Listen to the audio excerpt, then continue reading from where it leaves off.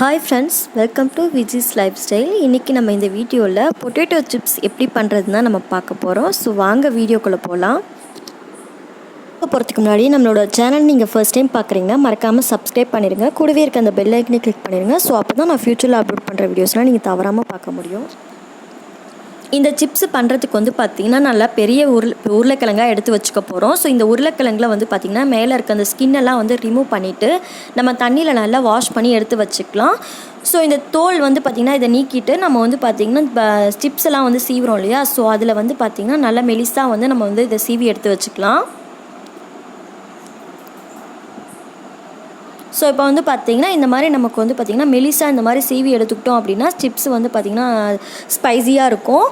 இப்போ பார்த்திங்கன்னா ஒரு பவுலில் தண்ணி ஆட் பண்ணிவிட்டு தண்ணியில் கொஞ்சமாக பார்த்திங்கன்னா உப்பு ஆட் பண்ணி நல்லா மிக்ஸ் பண்ணிக்கலாம். மிக்ஸ் பண்ணிவிட்டு அந்த உருளைக்கிழங்கு நம்ம சீவி வச்சுருக்கோம் இல்லையா, ஸோ அதை இதில் ஆட் பண்ணி நல்லா ஒரு 20 மினிட்ஸ் பார்த்திங்கன்னா இதை ஊற வைக்கணும்.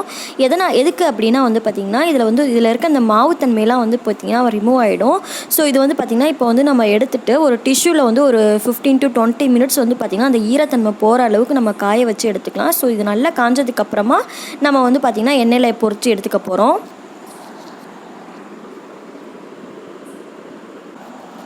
எண்ணெய் நல்லா காஞ்சதுக்கப்புறமா நம்ம கட் பண்ணி வச்சுருக்க பொட்டேட்டோஸ்லாம் இதில் ஆட் பண்ணிக்க போகிறோம். இந்த பொட்டேட்டோஸ் பார்த்திங்கன்னா வேகிறதுக்கு கொஞ்சம் டைம் எடுத்துக்கும். ஒரு 5 to 7 மினிட்ஸ் எடுத்துக்கும். நம்ம மீடியம் ஃப்ளேம்லேயே வச்சுட்டு இதை நம்ம பார்த்திங்கன்னா பொரிச்சு எடுத்துக்க போகிறோம். இது பார்த்திங்கன்னா அப்பப்போ பார்த்திங்கன்னா பக்கத்துலேயே இருந்து பார்த்திங்கன்னா திருப்பி போட்டுகிட்டே இருக்கணும். கொஞ்சம் லேட் ஆகும், பட் பார்த்திங்கன்னா இந்த மாதிரி கலர் லைட்டாக சேஞ்ச் ஆனதுக்கப்புறமா நம்ம இதை எடுத்து வச்சுக்க போகிறோம்.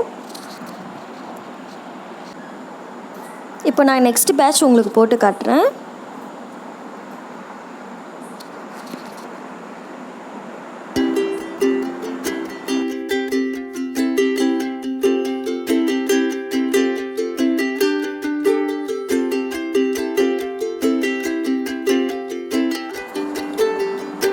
இது நல்லா ஆறுனதுக்கப்புறமா தேவையான அளவுக்கு நம்ம உப்பும் மிளகாய்த்தூளும் ஆட் பண்ணிவிட்டு நம்ம பார்த்திங்கன்னா நல்லா இதை லைட்டாக குலுக்கி விட போகிறோம்.